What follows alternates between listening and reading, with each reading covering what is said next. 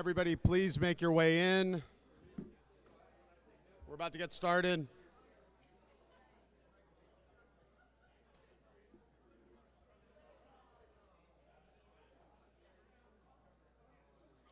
Please make your way to your seats.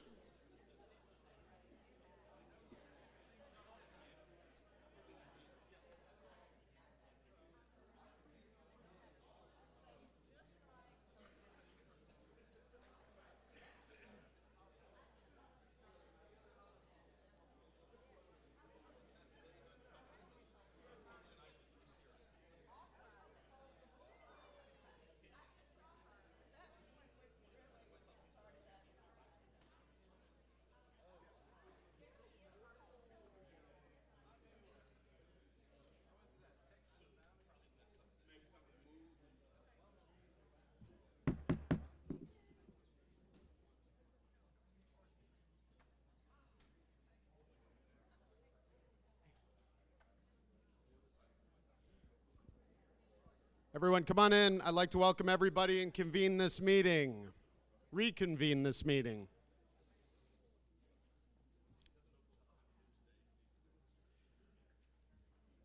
As the meeting started yesterday, and this is a continuation of yesterday's meeting, we don't have pageantry this morning on the agenda. However, if there's no objection, I'd like to start with a prayer, and then Jerry Fisher is going to do the national anthem. Hearing none. Our chaplain, Jeremy Story. Father, we just invite your presence here this morning. Not a one of us are deserving of your mercy and grace, but you pour it out to each of us, Father. So we approach you as equals this morning, and we invite you, all of us, to fill us with your wisdom, your direction. God, give us submission to one another. Give us revelation through one another. And Lord, lead us to truth. And Lord, we all need your courage in this day and age. So Lord, fill each of these leaders here, including Matt, all the way throughout this room, Father, with courage as we discuss important issues today. Guide us and direct us through every word spoken. In Jesus' name we pray. Amen. I recognize Jerry Fisher.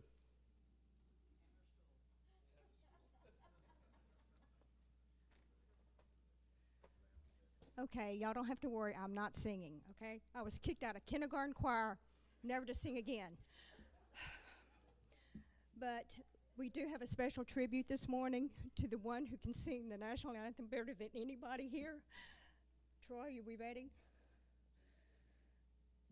This is a special tribute to Chris McDonald, and he's going to sing our national anthem for us today.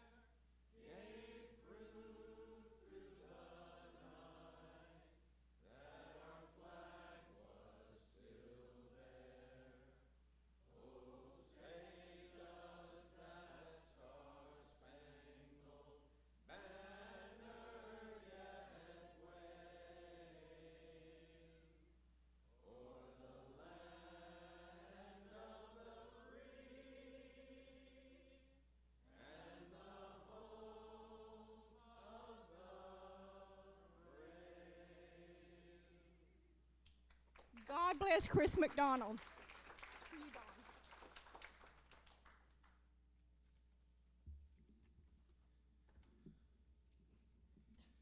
Call upon Secretary Virgil Cruz for the roll call.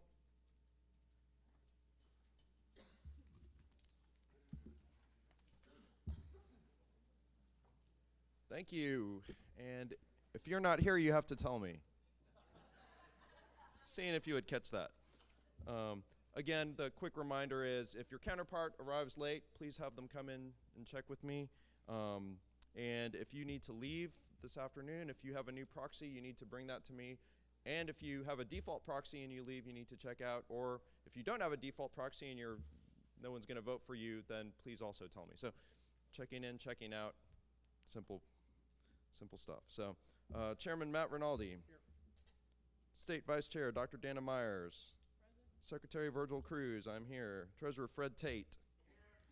General Counsel Rachel Hooper. Here. Assistant General Counsel Emily Cook. Parliamentarian Richard Hayes. He's here.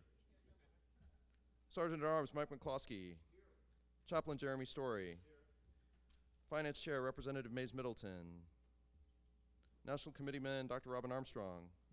Here. National Committeewoman Tony Ann DeShiel. And starting with SD1, Kristen Bentley. Here. Donnie Weisenbaker. Here. Jerry Fisher. Here. Bruce Bishop. Janice Holt. Here. David Covey. Here. Gwen Withrow. Dale Inman. Here. Susan Lucas. Here. Bill Fairbrother. Here. Don McDonald. Here. Scott Bowen. Deborah Fight. Here. Tom Nobis. Is Mark here? When Mark comes in, have him check in with me.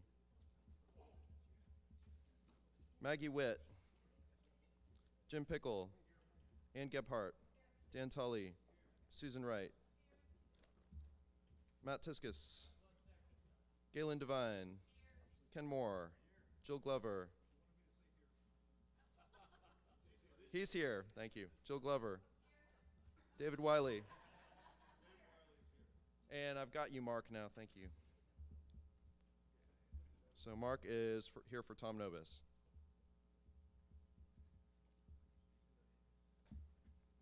Dr. Melinda Morris. Here. Dale Gibble. Here. Jan Duncan. Here. Fernando Trevino Jr.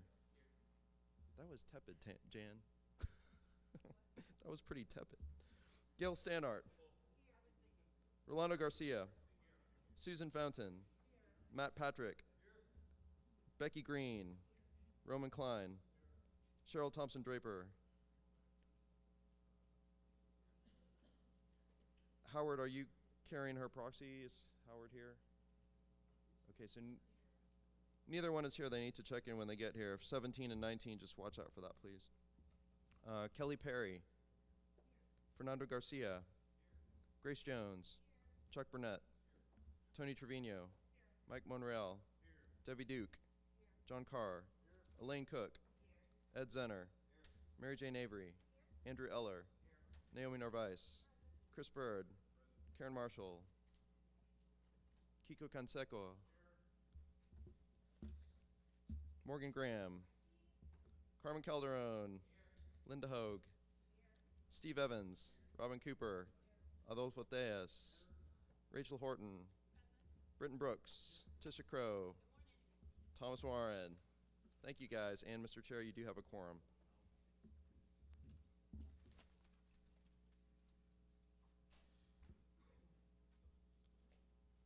Thank you. There being a quorum,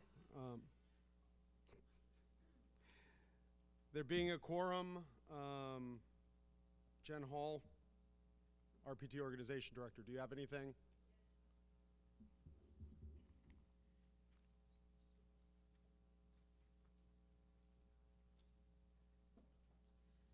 Good morning. So real quick, on your agenda, I have a mistake. At 1:45 p.m., you'll see engagement is listed twice. Just mark out the second engagement. We're not going to do it twice.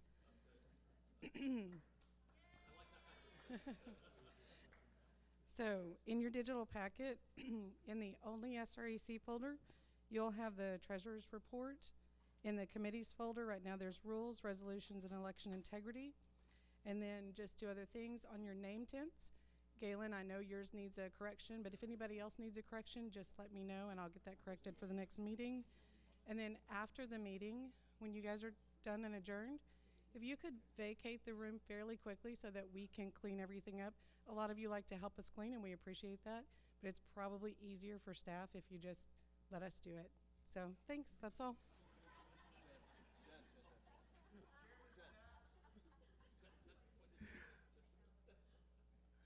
Dispensing with the proxy committee, I'm announcing we have 1 proxy active right now, and that's Mark Ramsey.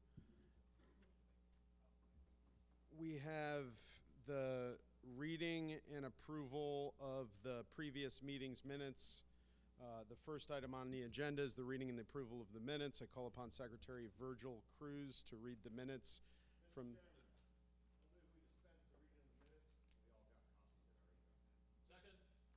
There's a second. All in favor, please say aye. Aye. Any opposed? Hearing none. The minutes are accepted. Next, if there's no objection, we'd like to the next is the report of the treasurer. If there's no objection, we'd like to delay the treasurer's report until after the officer reports. Hearing none, we will delay the report of the treasurer until after the officers' reports. The first report is RNC National Committee Woman Tony Ann DeShiel. Is Tony Ann here? Anyone to give her a report? Next is RNC National Committee Man, Dr. Robin Armstrong.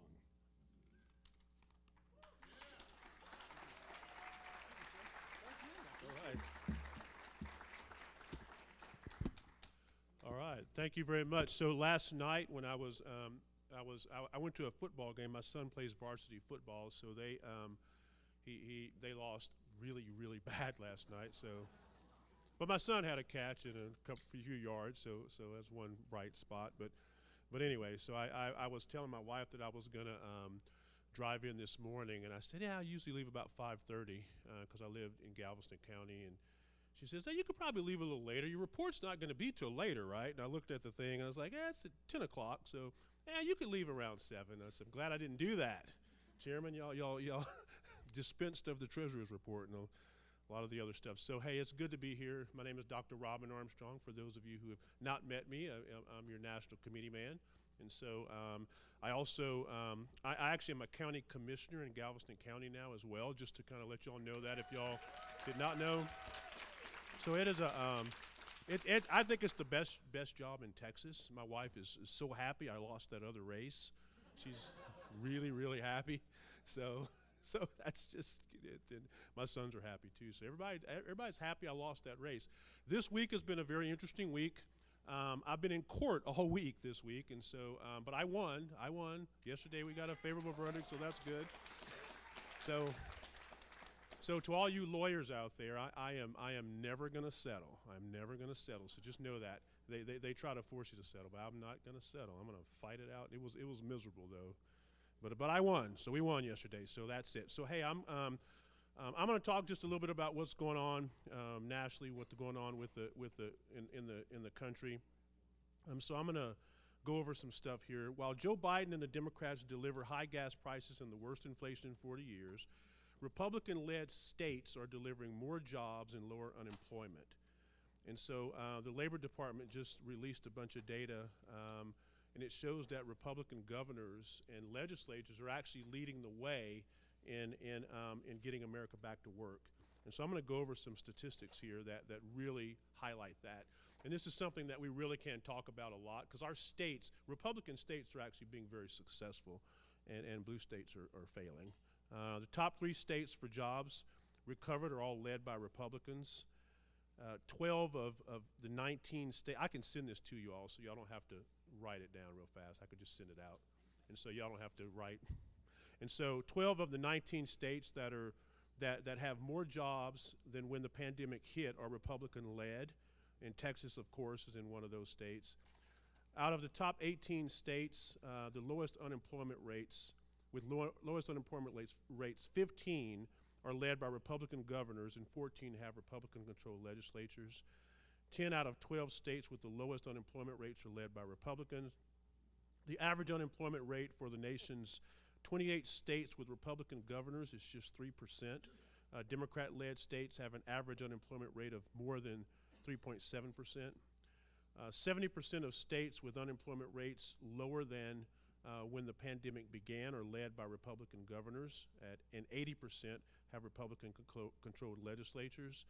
And so the bottom line is that our Republican policies are working in red states.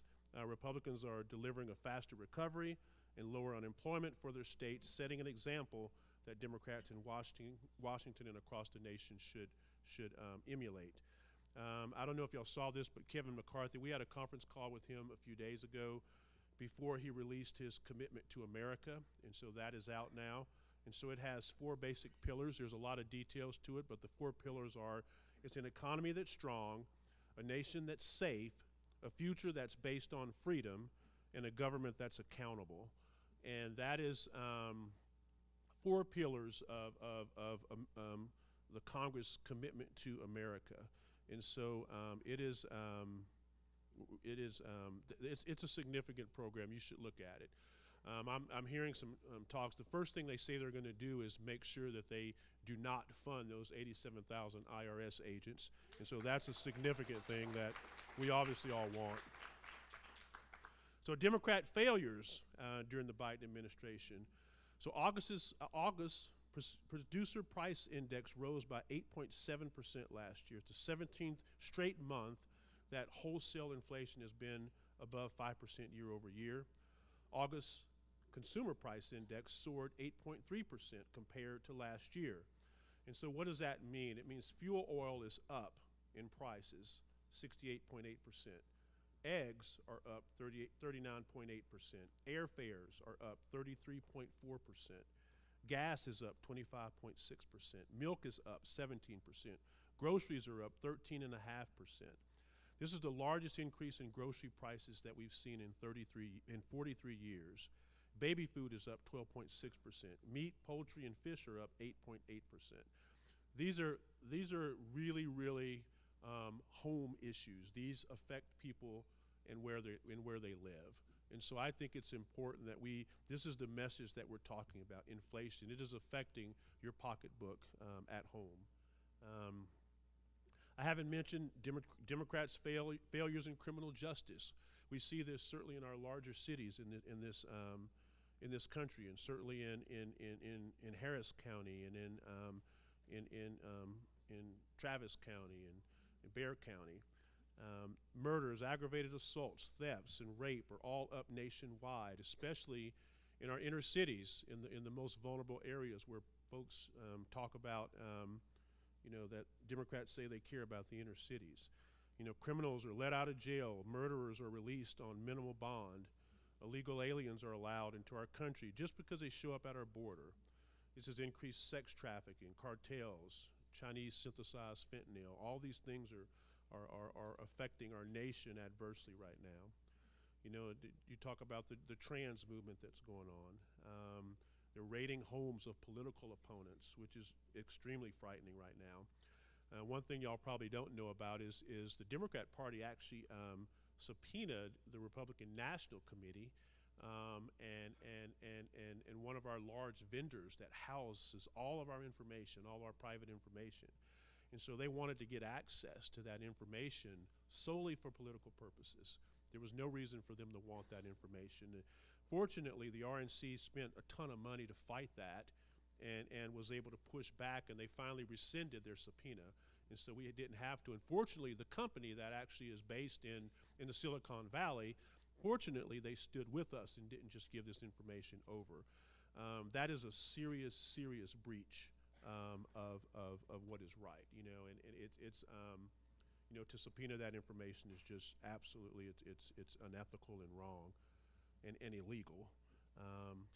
We are under attack. We're under attack by a Democrat Party that hates our country and wants to remake it into the radical, environmental, communist, hypersexual, unsafe nation that they want. They want a country of chaos, for everyone except for them and their families. work at the RNC that we're doing right now. The RNC, we've made significant investments. The RNC is a $500 million organization that Rhonda's just raising money all over the place. We have 700 staffers around the United States right now, 700. That's something that's just never been done before. And those folks have been in place for a long time now, for years now. That's a lot of money. 720,000 volunteers, 50 million voter contacts have been made. We've got 38 community centers all around our country this cycle. And now these community centers are sort of based with the program we call the RLI program. And so what we do is we bring folks into the RNC, into DC, and train them in how to be, basically political activists. And so then they go back and work in their communities. And so we have African Americans that we're training, and we'll send them back to their community where they live to train people and manage and run these community centers. We've done that in Asian communities and in Hispanic communities. We have a couple of these down in the valley, and so that are very effective. Election integrity is obviously a huge issue right now, and I've spoken with y'all many times about how the RNC is going to be participating in suing counties, and so there's a lawsuit recently filed, actually on September the 20th. It was filed in Clark County in Nevada. That's where Las Vegas is. And so it was filed because the elected officials there, it's a Democrat-run county, they refuse to disclose records about its poll workers, including their partisan representation. So they're basically trying to keep out the Republican poll workers. And so we're suing them for that. Now, a few years back, we weren't able to do that because of the consent decree, but now that that's lifted, the RNC is a lot more active in these elections. And I know Harmeet Dillon, who I'm sure y'all see on Fox News a lot, she has said that she is very interested in cases. So in your counties, if you have, if you see voter fraud, if you see that your voter rolls aren't being updated, then Harmeet actually has an access to some funds that they're willing to take that to sue for that. So let us know if y'all know of any counties that are that way. And so she says she's got a very wealthy person who is funding her to take up those efforts. And so just call me and let me know if y'all have any instances that you recognize. RNC is active in looking for opportunities to force Democrats to enforce the laws by taking legal action, which is kind of what I meant there. This fall, we've got to fight in like we've never before. We've got to fight in urban areas of our state. Harris County, big elections in Harris County. Harris County judge race. I'm going to be really actively involved in that, and I have been and will be more and more coming up. That's a big county judge race. We can flip Commissioner's Court in Harris County, which would be earth-shattering, and so that would send a message across the entire United States if that happened. I just can't speak about Dallas County. I know y'all have got some big races. I know the RNC was there recently. I know Ronna was there in Dallas County. Where's Dallas? Dallas. Wasn't Ronna McDaniel there doing an event in Dallas County? Y'all have got a pretty hot county judge race as well. Yeah, so y'all have got some hot races as well. So this is a big deal. If we can flip some of these blue counties, that would be significant. I'll tell you, I am really. I look at what Governor Abbott did in busing these illegal immigrants to New York and Chicago. That really was a big deal. It was a big deal nationally, and it sort of spurred on some other Republican governors to do the same thing. And we know that's not going to solve the problem, but it certainly sends a huge message that I believe resonates with independents and with reasonable Democrats. And so that's a big deal. We've got to expose their incompetencies, Democrat laziness, Democrat failures. Make Democrats wear everything that has failed, everything that happens. And in my opinion now, I used to not completely feel this way, but now I feel no Democrat is qualified to be elected to any office now, like none. And that is true because if anybody who is associated with this trans movement, mutilating children, which is a big, thank God, Jill, you've been on the front lines of that issue, and it's a big national issue now, and Everybody's seeing how crazy that is. And so it is just, they're not, even good Democrats, even conservative Democrats in some of your rural areas, because they're associating with the Democrat Party, they're probably not qualified to be elected to any office from my perspective. And so that is, we've got to be sure and tell Republicans, please, certainly in rural areas, Democrat areas. Harris County, I don't know how many pages your ballot is. How many pages is the Harris County ballot? 4 pages. Please go, encourage Republicans to go to the very end of the ballot, very end of the ballot. What frequently hurts us is Republicans are smart voters, and so sometimes we don't like to vote for someone we don't know. Have them bubble in Republican for everything. You know, it is vitally important. In our rural areas as well, I'm sorry. Oh, #1 on the ballot every time, I'm told. And so, yes, so vote Republican all the way down the ballot, all the way down the ballot. That is absolutely essential. And this concludes my report. Thank you very much. God bless.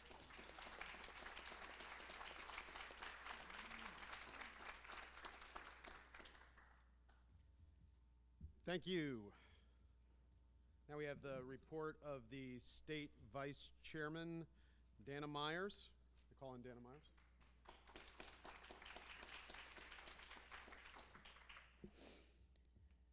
Okay, nice seeing you all. For those of you I haven't seen around the state yet, just look for the big white truck. I'm usually in it. Let me give you an update on some of the things that I've been focused on, along with some of the people that I have on various committees. So election integrity, when I ran, obviously that was my #1 priority.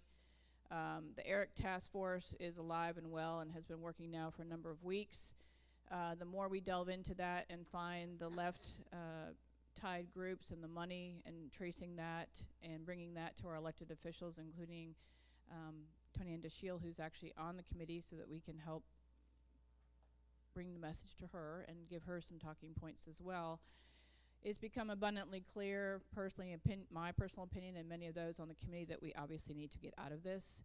There are discussions about reforming it, and when you look at how deeply seated our connections are because of this program to the left organizations, and David Becker, who is the original founder, is not only involved in multiple other groups that all sound like a bunch of acronyms, and I'll just give you a few and urge you to start reading about these, because this will become very prevalent not only in legislative priorities and in the discussions with your electeds, but why you need to be educated. And I can tell you I've gotten a fire hose education in ERIC ever since I was elected. So CEIR is one group, and I'm sorry I don't have my notes because they're in the truck. Second is CTCL.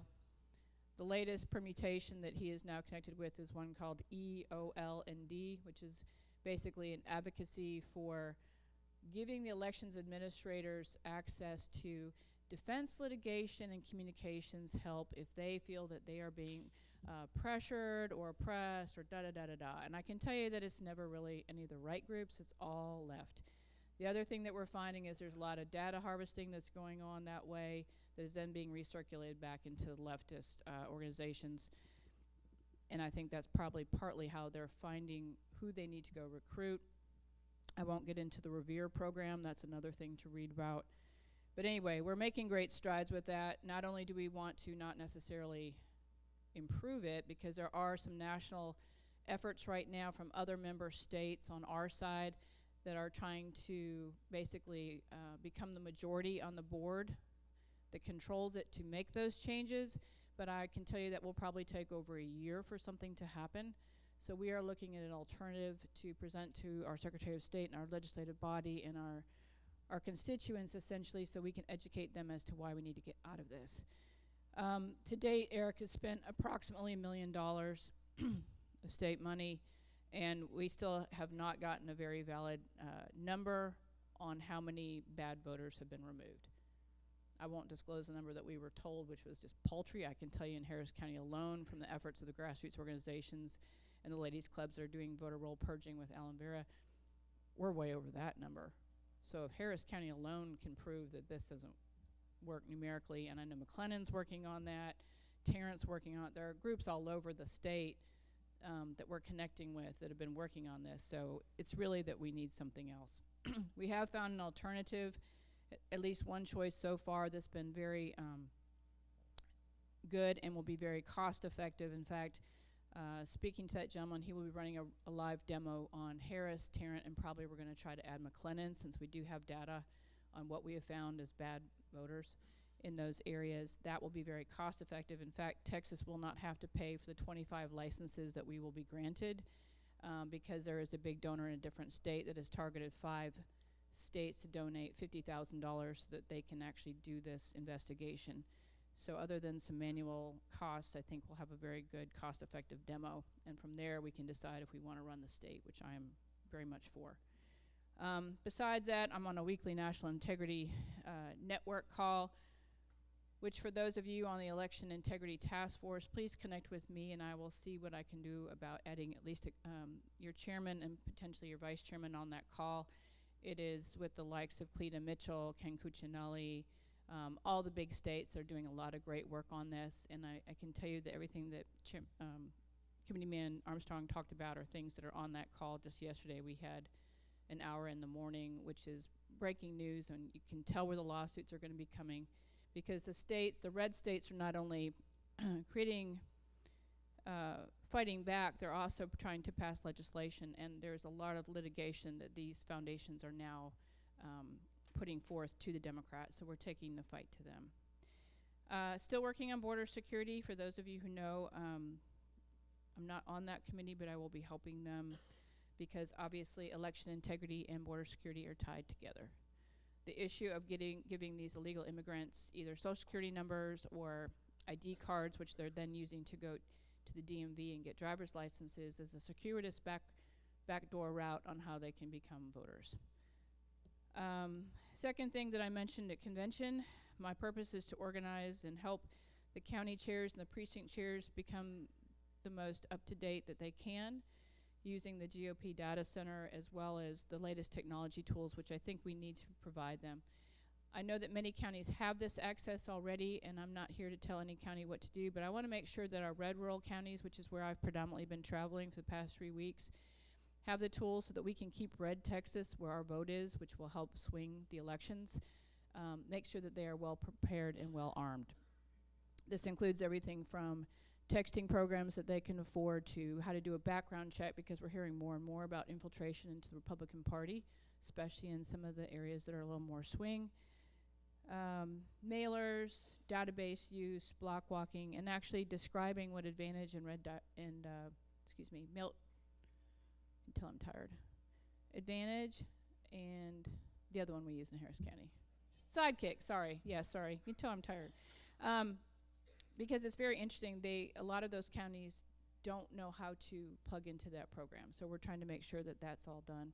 And I've spoken with the organizational committee. They're already on top of all this. And we discussed yesterday the county chair manuals, the precinct chair manuals. That's on their list to update.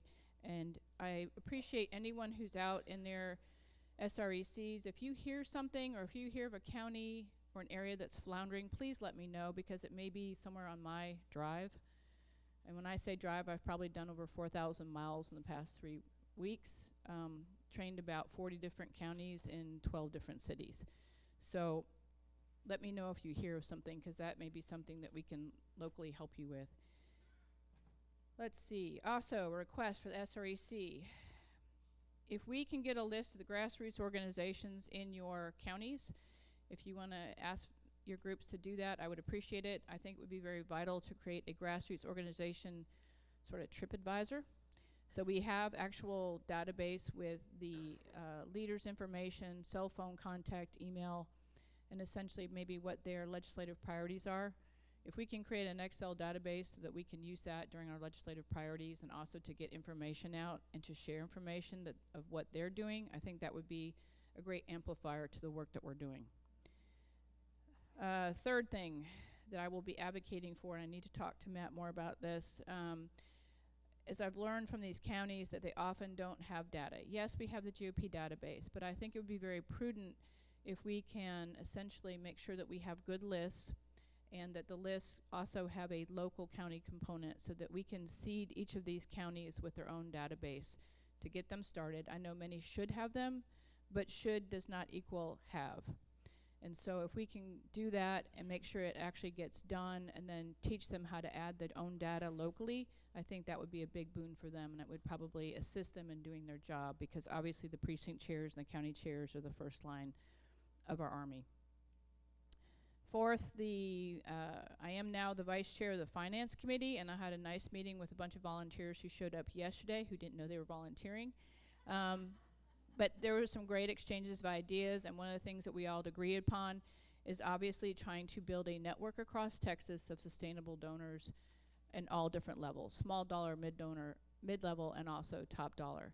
And I will ask for your help as SREC, because you know your areas and you know who lives there. If you have contacts, again, just write it down and shoot it to me. If you know people that we should be discussing and talking to, I have a pretty good idea generally, but I would like, again, local information is always the best. And also one thing we discussed is that we would try to actually create a fundraising committee for events, because not only is that a good PR move on our part when we have some of these regional meetings that I'd like to hold after the election and get those started, we can discuss with the SREC and the county chairs, precinct chairs, the grassroots organizations in those areas. That starts creating a cohesive environment for people to cooperate and exchange ideas. It also builds our brand and gets our message out. So I think if we have some of those events that are very professional and well put on, I think that may add to bringing more people into the party. Besides the fact that Biden's policies are so terrible that I think more people are going to be driving to us right now.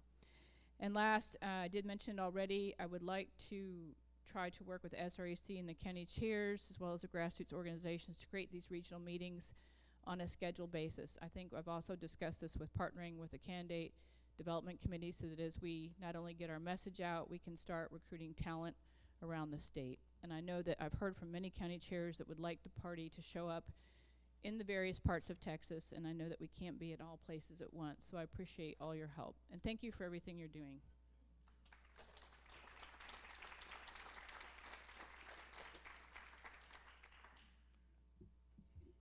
Thank you. Move on to the report of the state chair. I want to report that going into the 2022 election, the state of the Republican Party is strong. We came out of a very successful convention. And when I joined you last July, that was the first thing I heard.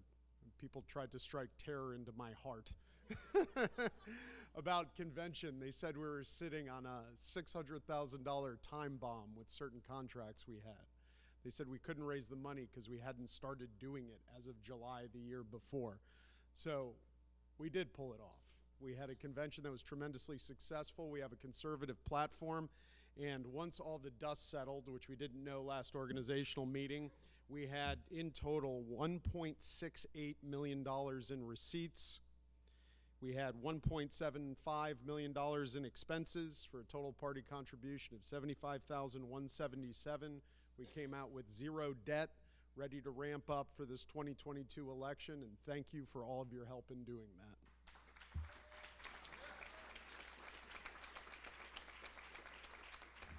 So as Robin touched on, we're at quite a time going into the 2022 election.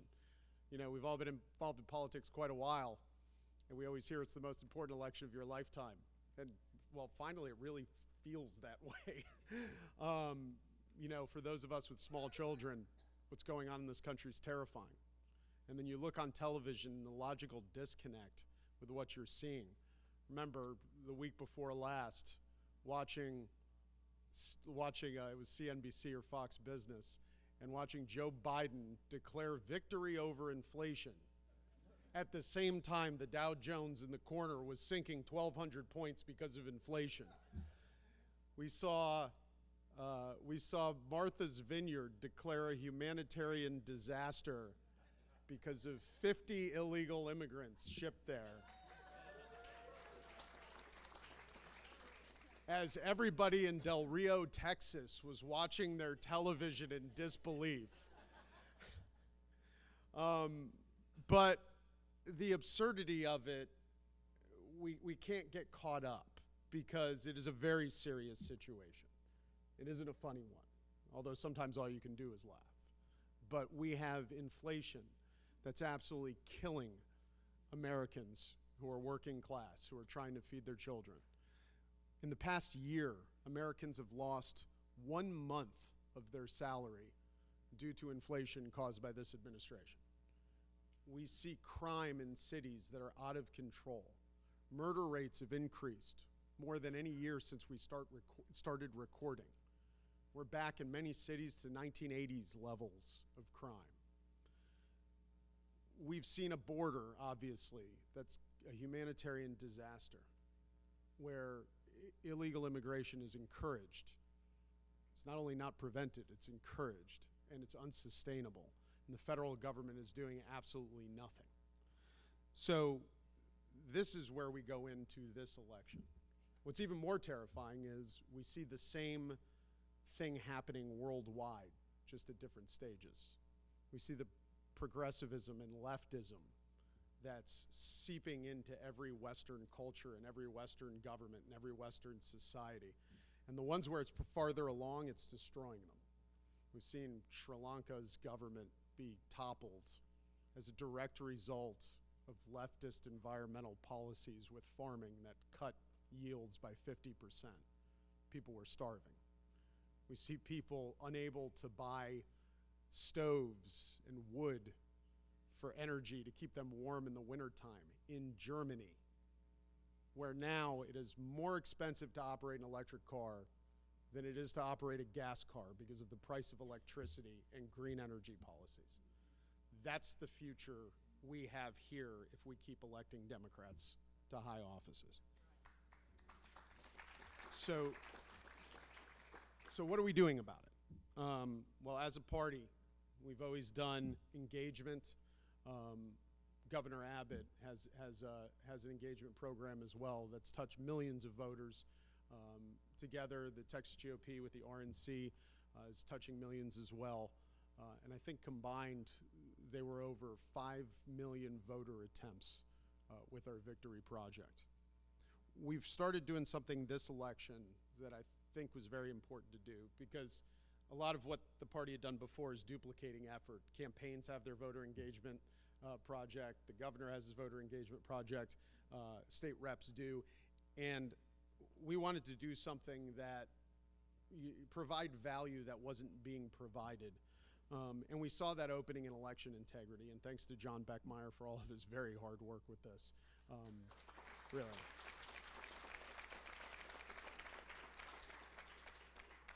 And thanks to Lucy Traynor and Melissa and everybody on the election integrity team.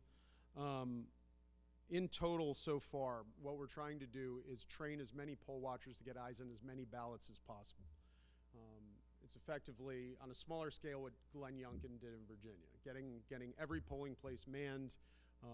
It cuts down on voter fraud, allowed him to win an election in a blue state. Here in Texas, we have a little different problem, since Harris County alone has more polling locations than the entire state of Ohio. So what we're trying to do is focus on areas like Harris County that are particular trouble spots, the Valley, and metro areas, as well as, if we can get past that, purple suburban areas. So far, we have Harris County covered, so we basically covered the state of Ohio. That's good. We've had 330 election integrity trainings so far. We've trained, and the numbers are actually higher than this. These are just the reported numbers so far. We've trained 7,400 people. We've recruited 8,400 workers and watchers, and our goal is 12,000. So just to give you an idea, 35,000 would cover everything in the state. So we are going to be able to target the highest risk areas and provide an election integrity coverage that has never happened before in the state of Texas, especially from the party. And I think that will ensure that everybody's vote counts. So as we go into the election, things are looking up. You know, the August polls are always trend Democrats because families are on vacation, because people don't answer polls in August. And we've seen that trend happen again now. Things have shifted in the last few weeks.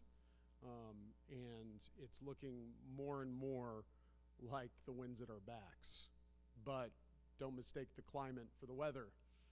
We can lose races because of candidates not working, because of us not block walking. We got to put in the work, or we're going to lose winnable races. So don't take it for granted, and do everything you can. One of the most promising polls I've seen, and we've seen polls where Governor Abbott, where our statewides have increased their voter share over the past few weeks. It's looking very promising. And one of the most promising polls I've seen was that of new voter registrants. There's a poll conducted of new voters in this election. Which party's gathering more new voters? It showed that new voters on the generic ballot trended Republican 59% to 41%.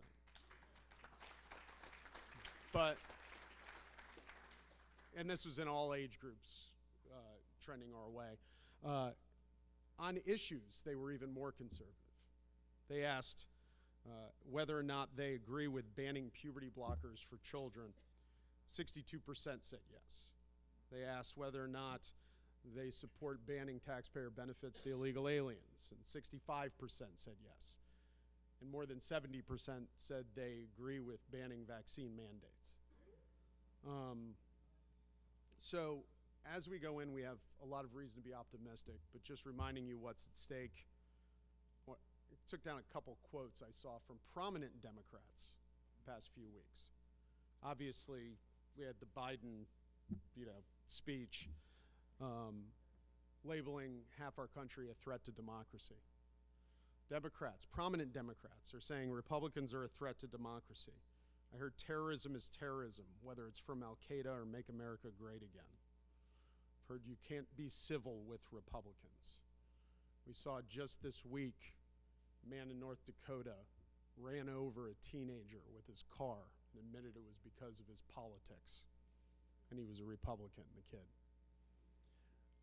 We are seeing a time where we need to know what time it is. We need to know the seriousness of the situation. And as Robin said, it's for our sake, it's for our kids' sake. If you believe in America and American values, you are in danger right now by the Democratic Party. So we never should elect another Democrat to any office in the United States ever again.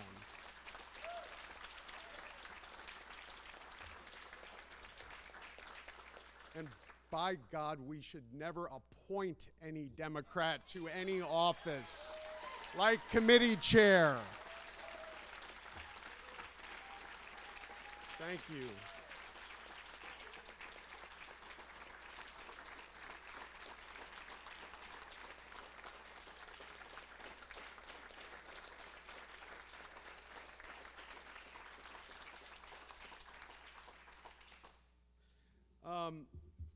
Thank you. I want to do a couple business items.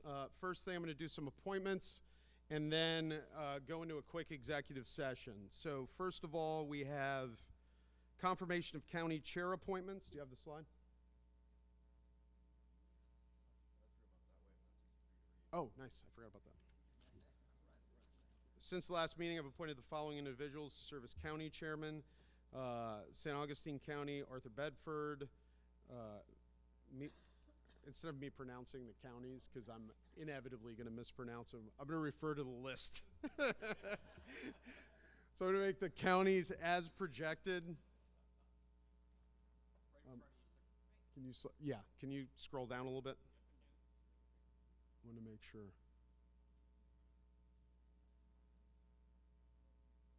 There we go. So the appointments are as projected on the screen. Are there any objection to confirmation? Hearing none, the names as read are confirmed as county chairs.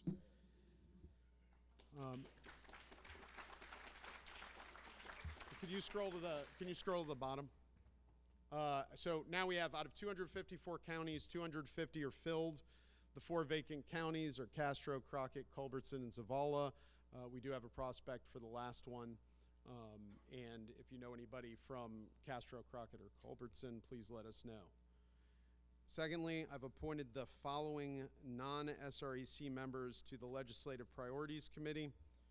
John Spires, Brent Smith, Dave Cortez, George Rodriguez, Cindy Castilla, Jonathan Covey, Diana Richards, Forrest Davis, Debbie Simmons, Mary Elizabeth Castle, Melissa Beckett, Monica Klein, Patrick Wamoff, the Wesley Verdell, and Teresa Beckmeyer. I have also appointed Adolfo Tejas to the Platform Committee. Are there any objection to confirmation on any of these? Point of information? Yes. Does that affect quorum? A lot of those people may not travel to SRC meetings. No, they're non-SREC members, so it would be voting members. Yes.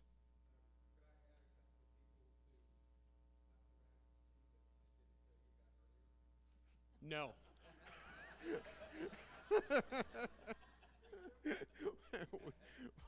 We'll talk about it. Is there any objection to confirmation? Hearing none, confirmed.